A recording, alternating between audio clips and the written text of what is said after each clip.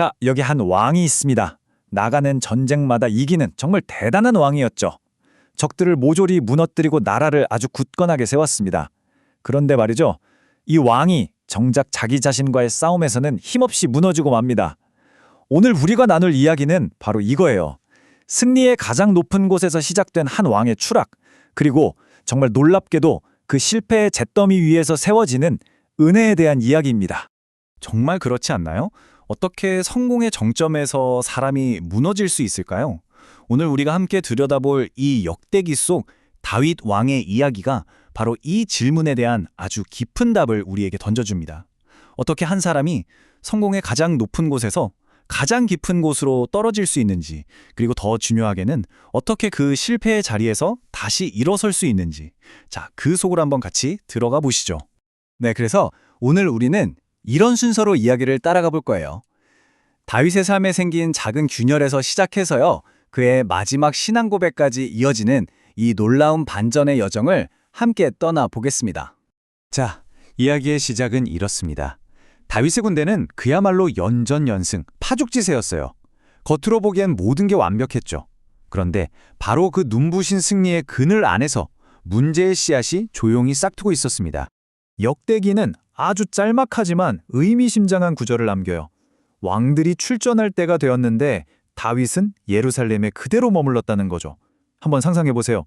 부하들은 목숨 걸고 싸우고 있는데 총사령관인 왕은 편안한 궁에 남아 있었던 겁니다. 이게 바로 영적인 긴장감이 툭 하고 끊어진 순간이에요. 승리에 도취돼서 자신이 정말 있어야 할 자리가 어딘지 잊어버린 거죠. 이렇게 한번 풀린 긴장감은요, 걷잡을 수 없이 더 큰 문제로 이어집니다.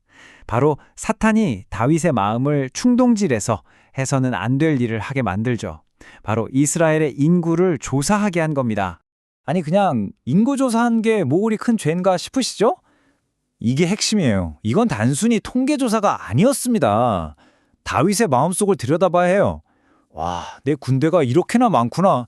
이 정도면 충분히 강하지. 이렇게 생각하면서 보이지 않는 하나님 대신에 눈앞에 보이는 칼든 병사들의 숫자를 의지하기 시작한 거예요. 신앙의 닻을 하나님에게서 자기 자신에게로 옮겨버린 아주 교만한 행위였던 거죠. 더 놀라운 건 뭔지 아세요? 그의 오른팔이었던 군대 사령관 요압조차 이 명령이 얼마나 위험한지 직감했다는 겁니다. 그래서 왕에게 간절히 경고하죠. 왕이시여, 어찌하여 이스라엘이 죄를 짓게 하시나이까? 하지만 이미 교만의 눈이 먼 다윗에게는 그 충언이 들리지 않았습니다. 그 대가는 정말 끔찍했습니다. 온 이스라엘에 무서운 전염병이 덮쳤고 그 결과 무려 7만 명의 백성이 목숨을 잃었습니다. 왕 한 사람의 교만이 온 나라의 재앙이 되어버린 순간이었죠. 그런데 바로 그 순간, 모든 것이 절망으로 치닫는 바로 그 순간이 이 이야기의 가장 중요한 전환점이 됩니다. 다윗이 눈에 들어보니 하나님의 천사가 칼을 빼들고 예루살렘을 향해 서 있는 거예요. 그 모습을 본 다윗의 마음이 그야말로 와르르 무너져 내립니다. 다윗은 그 자리에 얼굴을 퍼묻고 절규합니다. 하나님, 죄를 지은 건 바로 저입니다. 저 한 사람입니다. 그런데 이 양떼 같은 백성들은 도대체 무슨 죄가 있습니까? 보세요. 그는 단 한순간도 핑계를 대거나 남 탓을 하지 않아요. 모든 것이 자신의 죄임을 인정하고 백성을 살리기 위해 차라리 자신을 심판해달라고 나서는 겁니다. 여러분, 이 장면이 왜 이렇게 중요할까요? 바로 여기에 엄청난 그림자가 숨어있기 때문입니다. 자기 백성의 죄를 대신 짊어지고 심판의 칼 앞에 스스로 서는 왕. 이 모습은요, 훗날 온 인류의 죄를 짊어지고 십자가에 서실 우리의 진정한 왕, 예수 그리스도를 미리 보여주는 아주 강력한 예표, 즉 그림자가 되는 겁니다. 자, 하나님의 그 무서운 심판이 멈춘 곳. 그곳은 바로 오르난의 타작마당이라는 아주 평범한 장소였습니다. 이제 이 평범하게 짝이 없던 땅이 어떻게 이스라엘 역사상 가장 거룩한 장소로 탈바꿈 하는지 그 과정을 한번 지켜보시죠. 다윗은 그 땅을 사서 하나님께 제단을 쌓으려고 합니다. 땅 주인인 오르난이 왕이시여 그냥 쓰십시오 하고 거저 주겠다고 하지만 다윗은 단호하게 거절하죠. 아닙니다. 내가 거저받은 것으로는 내 하나님 여호와께 번제를 드리지 않겠습니다. 이게 무슨 뜻일까요? 진정한 예배, 진정한 회개에는 반드시 대가가 따른다는 것을 다윗은 온몸으로 보여주고 있는 겁니다. 희생 없는 예배는 진짜 예배가 아니라는 거죠. 이 네 단계를 보세요. 정말 놀랍지 않나요? 하나님의 심판이 임했던 바로 그 자리가 다윗의 회개가 담긴 제단이 되고 거기에 하나님의 은혜가 불로 응답하시자 마침내 이스라엘 전체의 예배의 중심지가 됩니다. 다윗은 그 순간 깨닫고 선포하죠.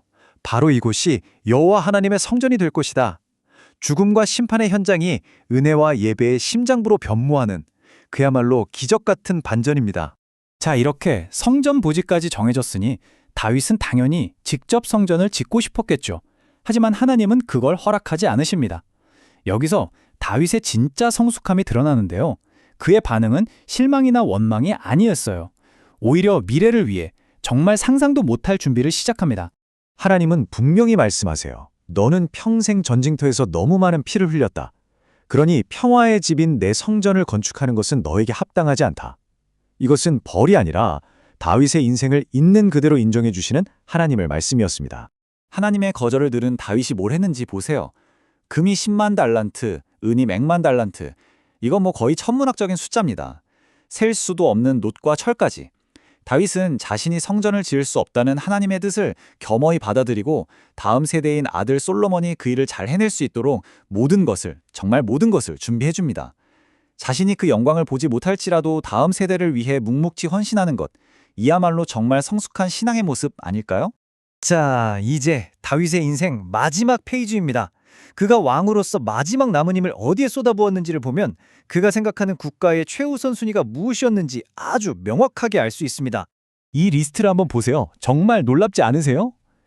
다윗은 죽기 전에 군대를 확장하거나 행정조직을 개편한 게 아니었어요. 그가 한 일은 오로지 성전에서 하나님을 섬길 레위인들을 체계적으로 조직하고 성전 문지기를 세우고 무엇보다 아침 저녁으로 하나님께 감사와 찬송을 올려드릴 찬양대를 세우는 일이었습니다. 이 나라의 진짜 힘은 칼과 창에 있는 것이 아니라 하나님을 예배하는 것에 있다는 것을 마지막 유언처럼 남긴 거죠. 자, 지금까지 살펴본 다윗의 이 파란만장한 여정, 즉 그의 추락과 회복의 이야기는 우리에게 아주 강력한 메시지를 던져줍니다. 이건 결국 한 사람의 실패 위에 세워진 위대한 기초에 관한 이야기입니다. 오늘 이야기의 핵심을 정리해 볼까요? 첫째, 진정한 승리는 내 힘이 아니라 하나님께로부터 온다는 것. 둘째, 교만은 반드시 하나님의 심판을 불러온다는 것. 셋째, 그러나 진심 어린 회개는 언제나 은혜의 문을 연다는 것. 그리고 마지막으로 한 나라와 공동체의 진짜 심장은 바로 예배여야 한다는 것입니다. 기억하세요. 다윗은 완벽한 왕이 아니었습니다. 하지만 그는 넘어졌을 때 어떻게 하나님께로 돌아가야 하는지를 아는 왕이었습니다.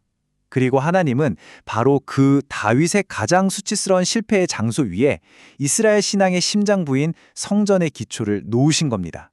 마지막으로 이 문장을 우리 각자의 마음에 한번 새겨봤으면 좋겠습니다. 하나님은 완벽한 사람을 사용하시는 것이 아니라 회개할 줄 아는 사람을 통해 당신의 역사를 세워가신다. 우리 삶에도 넘어짐과 실수가 왜 없겠습니까? 하지만 중요한 건 완벽함이 아니에요. 넘어졌을 때 다시 주님께로 돌아가는 그 회개의 마음입니다. 하나님은 바로 그 마음을 들어서 오늘도 당신의 놀라운 이야기를 써 내려가고 계십니다.